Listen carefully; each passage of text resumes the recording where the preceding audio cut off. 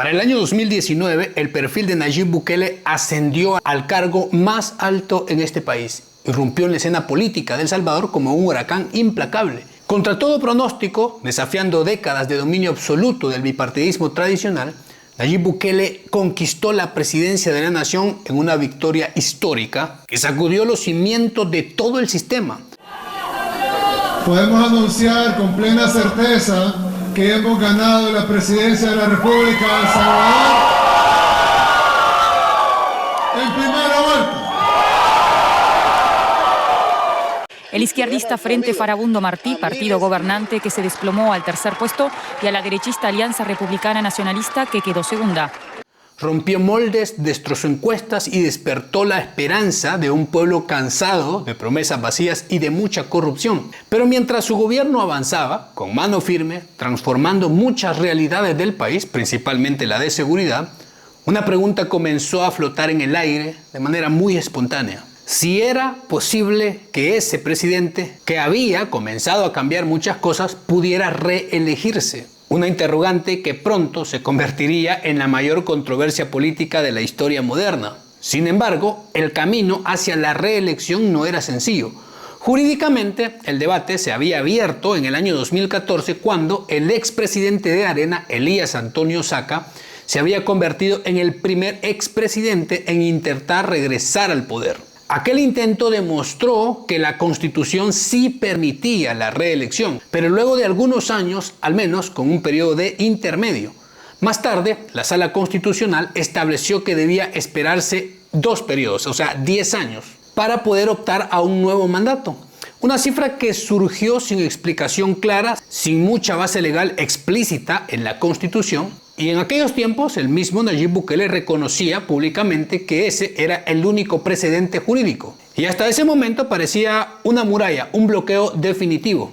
Pero lo que vendría después sería un giro inédito, audaz y completamente inesperado. Un movimiento que cambiaría para siempre las reglas del juego político en El Salvador. Mientras las voces de la reelección comenzaban a resonar con mucha fuerza, el temor se apoderó rápidamente de la oposición tradicional. Muchos guardaban la esperanza de regresar al poder al 2024, creyendo que el ciclo natural del bipartidismo les devolvería el control. Pero hubo un cambio muy importante. En las elecciones legislativas del año 2021, una voz inesperada irrumpió en la escena: Nancy Michelle Díaz de Martínez, candidata a diputada por el partido Gana en San Salvador, una política con poca trayectoria, más bien venida del sector privado y no era muy conocida, pero comenzaba a apoyar fuertemente la presidencia de Nayib Bukele. Ella, en una entrevista, abiertamente declaró sin rodeos: queremos que el presidente se pueda reelegir, porque en 5 años no va a poder terminar, sino solo comenzar el trabajo. Aquellas palabras detonaron una explosión de furia entre los abogados de la oposición, quienes la demandaron ante la Sala de lo Constitucional,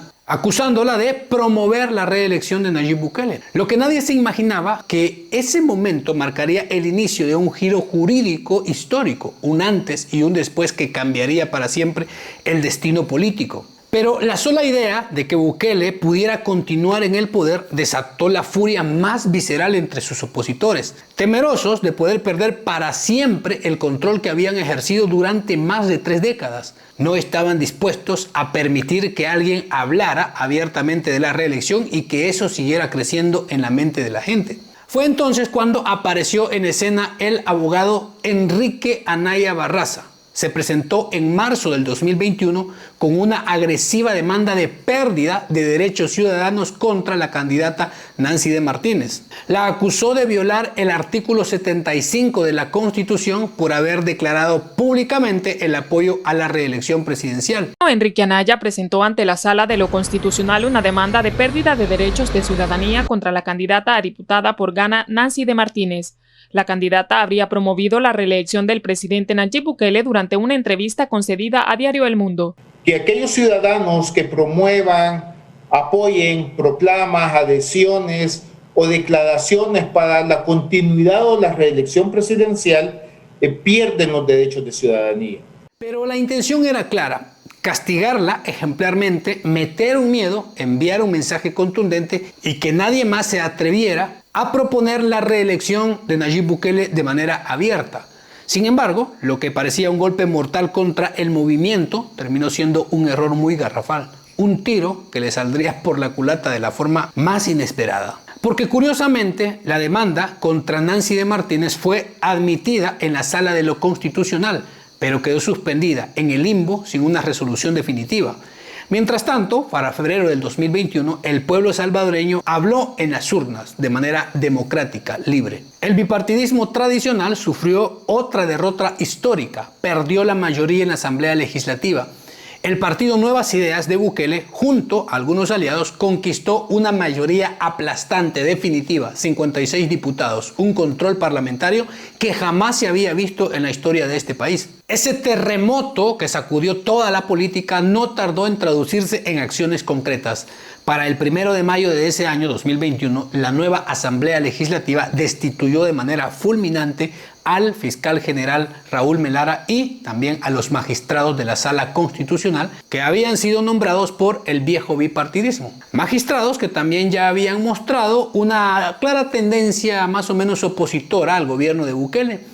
El tablero estaba cambiando, pero el camino de la reelección se había abierto en el 2014 y había vuelto al debate en el 2021. Entonces, con la llegada de una nueva Sala Constitucional, surgió la obligación evidente de cualquier tribunal: resolver todas las demandas pendientes, incluyendo la que pesaba sobre Nancy de Martínez. Para resolver esto, se tenía que retomar jurídicamente lo que había sido expresado en el tema de la reelección para el año 2014 con Tony Saca. Entonces, cuando se resolvió la nueva demanda, no se limitó únicamente a explicar el tema de la demanda contra los que pedían la reelección, sino que la decisión fue histórica, septiembre de 2021. Los nuevos magistrados ratificaron que sí era posible una reelección, pero ya no se debía esperar los 10 años porque carecía de un sustento constitucional, que la reelección era posible en el siguiente periodo. Lo que Arena y sus aliados habían concebido como un arma para infundir temor y silenciar a cualquier voz o ofrecerle cárcel por hablar de reelección, se convirtió en el detonante que abrió de par en par las puertas a un segundo mandato presidencial. El tiro, una vez más, les había salido por la culata de una forma espectacular. Y como era de esperarse, la oposición no tardó en alzar la voz con indignación. Acusaron a la nueva Sala Constitucional de haber sido capturada y de fallar a favor de Bukele tras la destitución de los anteriores. Sin embargo, la realidad era mucho más sencilla, contundente. Los magistrados únicamente eliminaban los 10 años de espera, es decir, ellos no avalaron la reelección. Recortaron el tiempo de espera. No inventaron ninguna nueva norma. Simplemente ampliaron y corrigieron una interpretación del pasado, 2014. Mientras tanto, desde que la resolución vio la luz pública, el apoyo popular de Bukele no hizo más que crecer. Las encuestas y en la opinión popular se mostraba un respaldo arrollador, casi inquebrantable. La voz del pueblo, clara, resonante, seguía acompañando la figura de Bukele.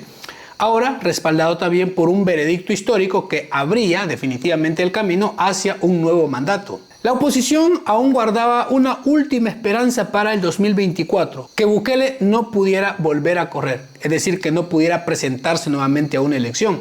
Creían que sin su figura carismática de liderazgo al frente podrían enfrentar a cualquier otro candidato que propusiera el partido Nuevas Ideas y con esto tener una oportunidad real de poder regresar al poder. Tenían muy bien una verdad incómoda: el pueblo no quería otro perfil, el pueblo quería que Bukele siguiera, nadie más. Pero cuando la resolución de la Sala de lo Constitucional fue conocida por la población, esa ilusión se derrumbó por completo en la oposición. Aquella demanda que Enrique Anaya presentó con la intención de enterrar para siempre la reelección terminó siendo el instrumento que les dio el tiro de gracia.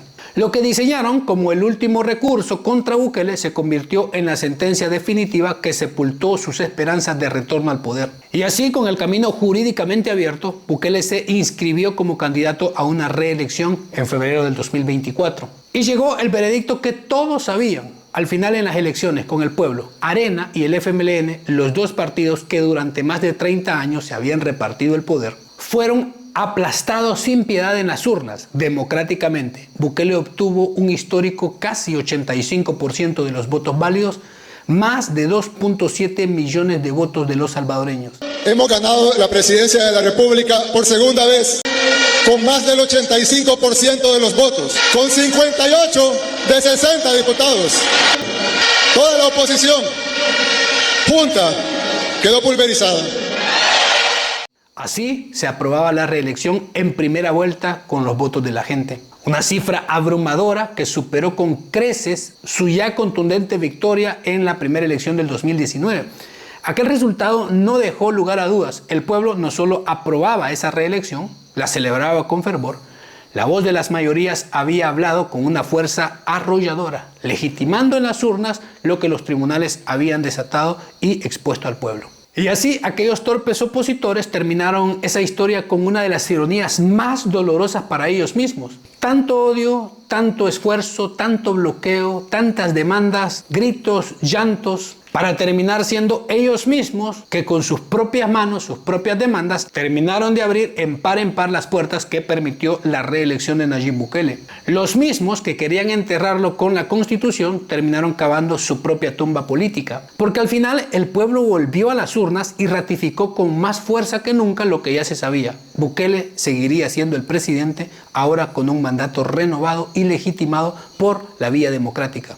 Y así, perdidos en su desesperación, terminaron involuntariamente colaborando a ese camino, es decir, que Bukele siguiera en el poder.